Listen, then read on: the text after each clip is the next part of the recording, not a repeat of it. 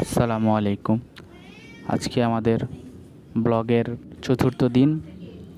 এখন আমরা উঠছি সিঁড়ি দিয়ে। এই যে বাম পাশে আমাদের কবুতর ব্রিডিং রুম।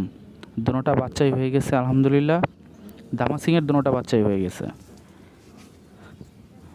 দেখানোর চেষ্টা করতেছি, দেখানো যাচ্ছে না, ইনশাল্লাহ কোনো একদিন দেখাবো। মাঝখানের খোপে আছে আমাদের কবুতর। এই কবুতরগুলো আমার খুব শখের।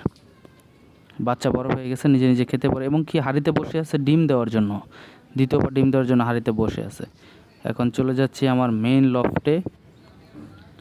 সম্পূর্ণ তার দিয়ে ঘেরা আছে এটা। চলে আসলাম এখানে, আবার একটু উঠে যেতে হয়, সাইড দিয়ে একটু উঠিয়ে যেতে হয়। ভিতরে ঢুকলাম। এই যে আমার কবুতরের লফ, এটা পুরোটা। এখানে পানি দেওয়া হয়েছে, এটাতে পানি দিয়ে দিয়েছি। এটাতে খাবার, প্রচুর পরিমাণের খাবার নষ্ট করে। এটা হলো গোসলের পানি। সবসময় কবুতর গোসল করতে চায়। মাকড়া চোখের নটটা ভিতরে ঢুকলো। মাদি ডিম নিয়ে বসে আছে